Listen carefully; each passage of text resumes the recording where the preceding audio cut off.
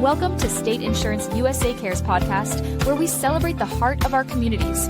Each episode, we highlight local charities and nonprofits who are bringing hope, help, and healing to those who need it most. Get ready to be inspired by the amazing stories of people making a difference, because together, we care. Welcome, Fort Myers Beach good neighbors. Today we have a good neighbor across the island, Nicole McHale from Community Housing and Resources. Welcome. Thank you. Yes, always. I know we met a little while ago, but pleasure to meet you and share your story with our listeners. So without further ado, let's jump right in. People that aren't familiar with what you do at Community Housing and Resources. Sure. Community Housing and Resources, we are housing for the workforce and the seniors on Sanibel and Captiva, although we do service Lee County. Okay. Obviously, that's where the workforce comes from. Very nice. Very nice. So what's the story behind how the organization got started to begin with? It's a great story. 50 years ago, when the city of Sanibel wanted to incorporate, the state told them they had to have an affordable housing program, which was brilliant back in the 70s. Yeah. So for the first 5 years, nothing happened. And then Community Housing and Resources incorporated as a nonprofit and became the housing foundation for Sanibel. Since that time, we have 65 apartments located on 8 different properties. We did have 76 before the storm, Hurricane Ian, and we lost 11 of them.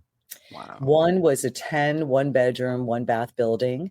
But the great news, we are rebuilding. And tomorrow we are having our groundbreaking to build a 15 one-bedroom, one-bath building. Wow, that is awesome. Congrats on that. It's been a long time coming, right? Yes, almost 3 years. But, wow. Patience pays off. That's it. Like everything around the area, it's coming back, right? And that's a good thing. Absolutely. Mm-hmm. So how does your organization, kind of serve the residents of, the community here in Lee County compared to other types of organizations in the area? Well, our program, we house every single service industry that's out here. So whether it's first responders, teachers, restaurant, retail, island water, nonprofit employees, every type of service industry we are housing. And we house the individuals that are living outside of the community. It's such a long commute for them.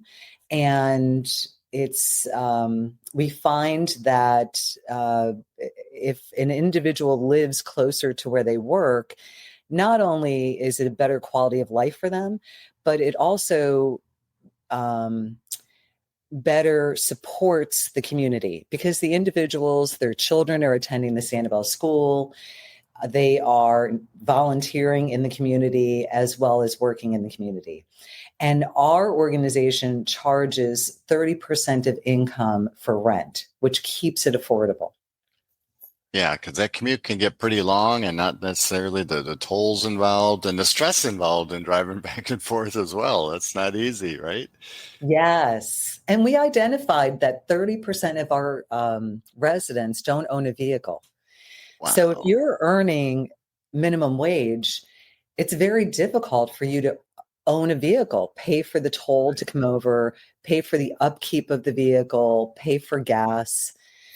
So it better supports communities to have that live local opportunity. Yep. Yeah, keep the people in the community. And even if you took a Uber, that would be uber expensive, right? Uber expensive, yes. Exactly. So what are you most proud of accomplishing for the community out here in Sanibel? Well, after the storm, all of the properties had damage and our residents were displaced. And I'm most proud of the effort that it took to rebuild the apartments and the buildings to make them as safe as possible, to bring back the residents as soon as we could that wanted to come back. That was our objective, was to make sure that they were living in a safe environment. And since that time, not only our residents, but we're finding individuals who are calling and applying for housing. Out of about 150 in a year, 45 of those individuals have been working and homeless. Wow. They've been out of their cars, they've been living on the floors of businesses they work at, or they're couch surfing. And it's another effect of what a devastating storm does to a community.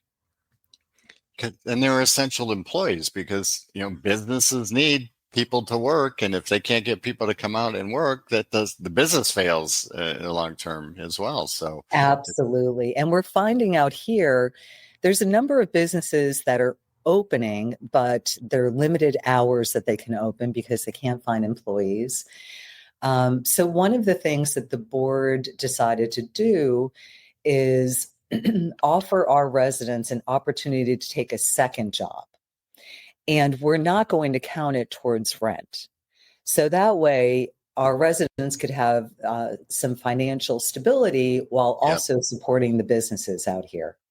I love that. Love that idea. So speaking along those lines, what's your biggest challenge that you're facing right now and how can the community help, I guess? Our biggest challenge is having enough housing.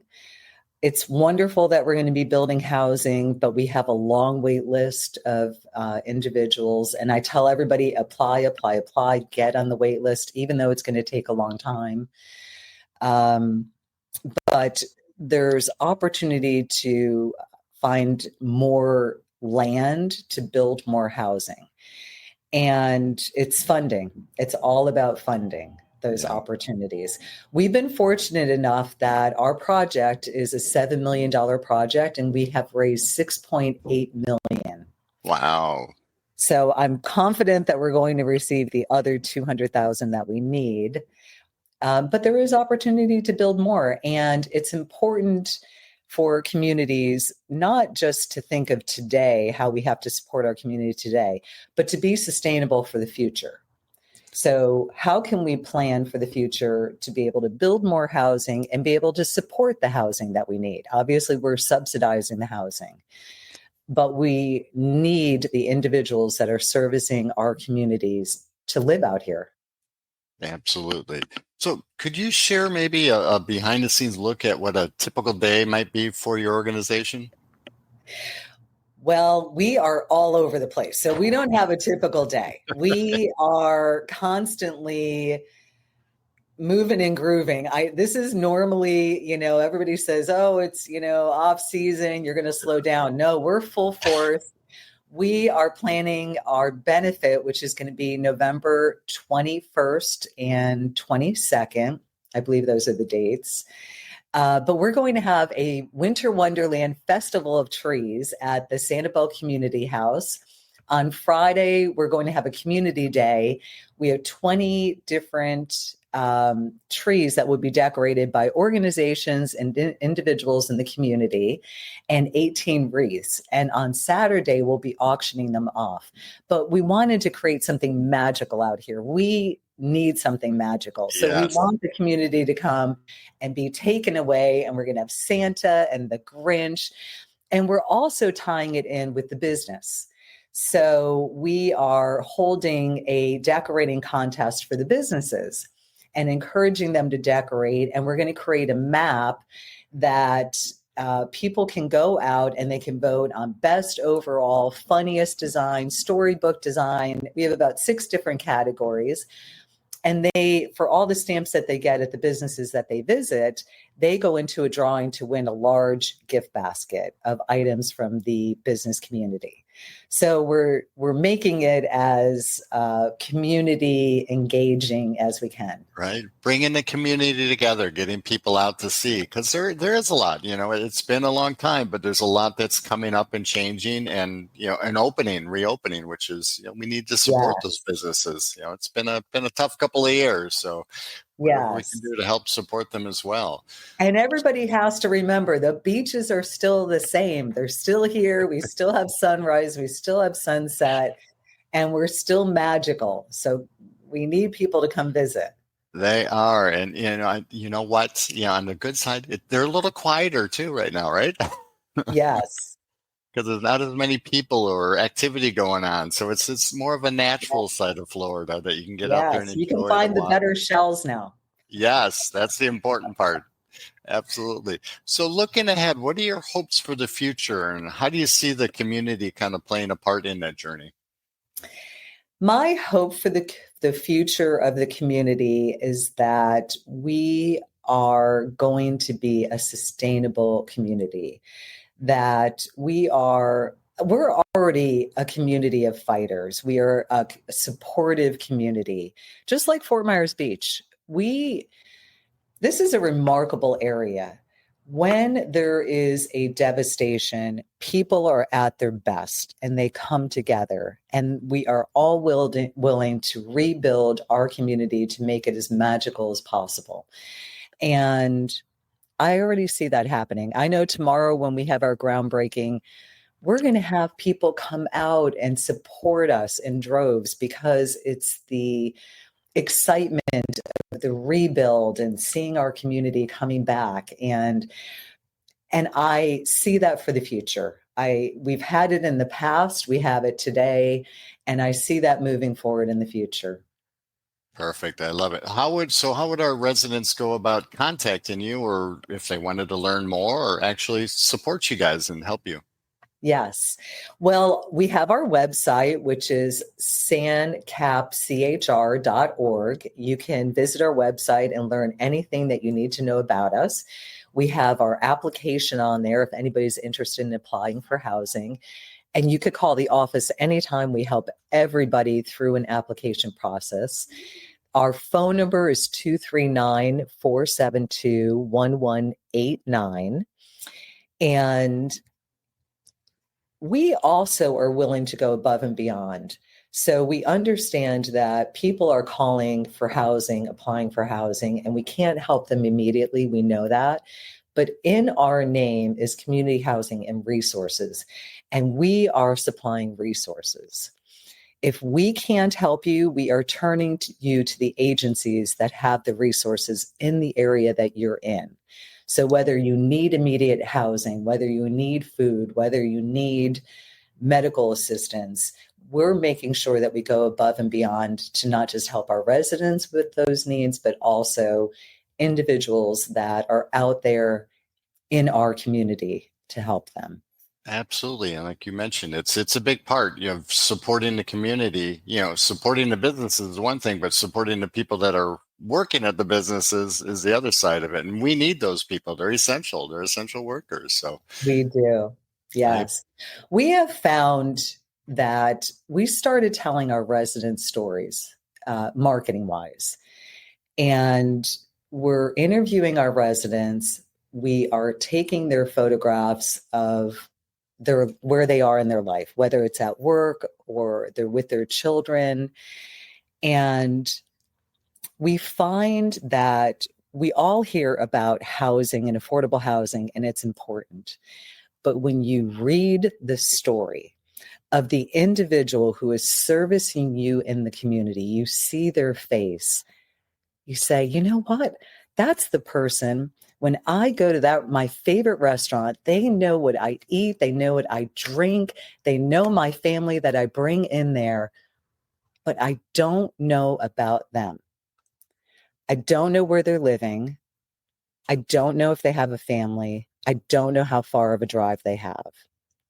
And when you read those stories, it hits your heart and you understand we're talking about people. It's all about people. And I love that. I love that you're doing that as well too, because it's important to share those stories. brings the community together, to understand where your neighbors are coming from and the people that are working in your favorite businesses, what their journey's been, and I Yes. think that's important. So kudos to you for doing that. I love what you guys are doing. How would well, I already asked you about how they would go about contacting you, but any last words for our listeners today? I want everybody to have hope and just keep taking those steps forward. There's always going to be a setback. We have to be flexible. We never know. Last year we were hit with more storms. But if we just keep moving forward a little bit, we're going to get a lot done. And I want everybody to remember that. Like behind you is that beautiful sky. That's what we're all reaching for. It's there. And we just have to keep moving forward towards it. And we're going to make our communities better. We're going to be stronger for it. And we're going to live our best lives. That's what it's all about. Nicole, it's been a pleasure getting to know you. Thank you for everything you're doing for the community. Thank you so much. I appreciate it. Absolutely. Well, we'll see you at the beach soon. I'll get the shells before you get there, right? Yeah, that's right. All right. You have a great day. Thank you. Thanks. You too. Thank you for joining us on State Insurance USA Cares. We hope today's story uplifted and inspired you. If you'd like to support or learn more about the incredible work happening in your community, visit stateinsuranceusa.com or call 239-567-9992. You can also visit CaboWaboGym.com. Until next time, be sure to let your sun shine and keep sharing good and positive vibes wherever the waves take you.